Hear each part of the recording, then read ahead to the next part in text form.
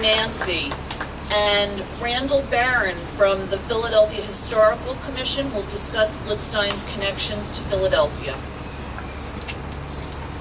Good morning. I'm just going to give you a little context of Mark Blitzstein. He was a musical genius, writing operas, musical theater, and songs, as well as performing. His background and identity as a Russian Jew, a gay/bisexual man, and a Philadelphian all contributed to his creations. I'm going to give you some of this background setting to his life, while also saying that a person's unique ability to create is always more than the sum of what they have experienced. Philadelphia has a remarkable history as a haven for all manner of Jewish communities, from the first Sephardic Jews who came from Brazil and the Caribbean and founded Mikveh Israel congregation about 1745 in Old City, to the German Jews of the mid-19th century who settled in the uptown Jewish community in Northern Liberties, to the much more numerous Russian Jews who formed the downtown Jewish community and the blocks around us here. Mark Blitzstein's family was part of a huge migration from Imperial Russia in the years between 1880 and 1924. Russia at this time included much of what we would now consider Ukraine, Romania, and the Baltic states. The assassination of the Tsar in 1881 brought terrible pogroms to much of Russia, and the killing and persecution of Jews led to a steady stream of Jews to America for 40 years, until the passage of national legislation limiting immigration. Philadelphia was destined to become the home for many of these families because its railroad, the Pennsylvania Railroad, created the American Steamship Company to ferry immigrants from Europe to America through the port of Philadelphia. The Jews formed a diverse community, today the 5th largest Jewish community in America, with multiple synagogues, aid societies, schools, bathhouses, cultural institutions, and businesses.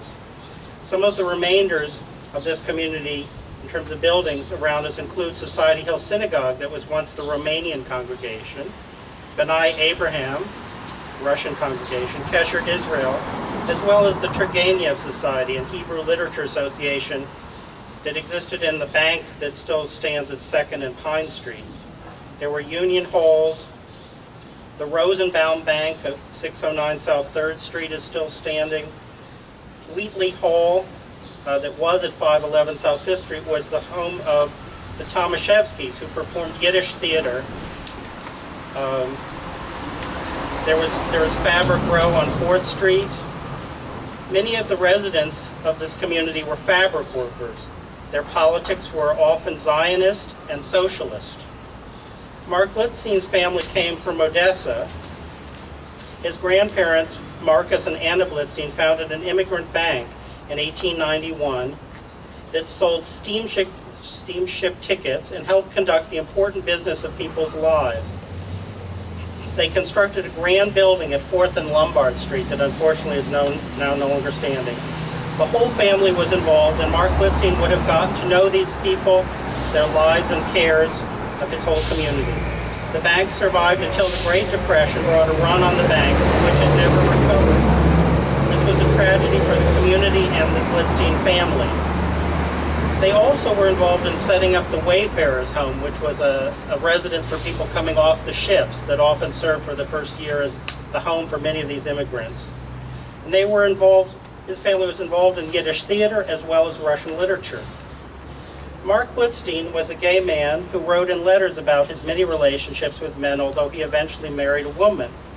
Unlike many situations where gay men might marry a woman as a disguise, Mark Blitzstein told his wife of his bisexuality before marrying her.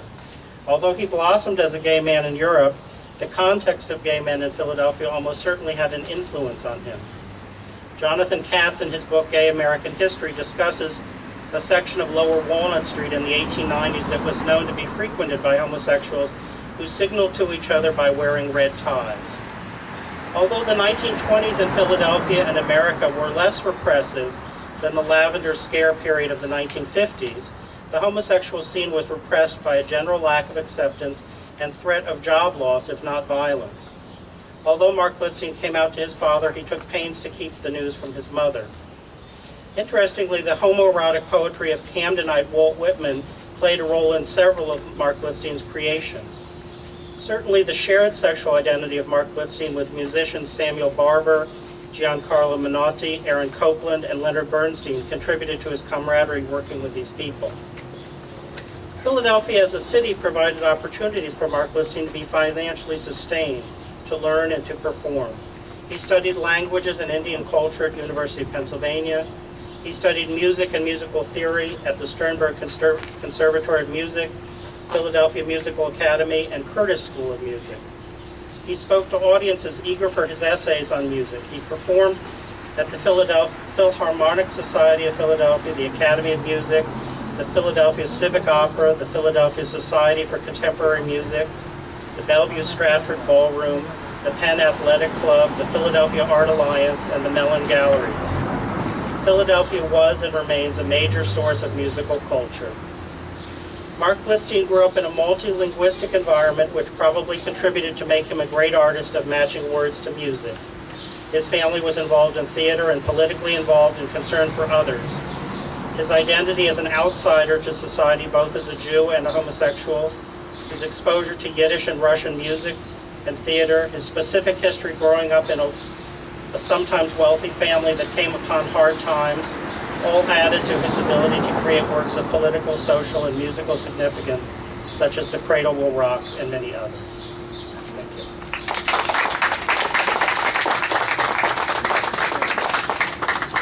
That was so interesting. Thank you, Randy. And I hope maybe Michael will find a place to put this on the website so we can all read it at our leisure in air conditioning. But really interesting history. Thank you.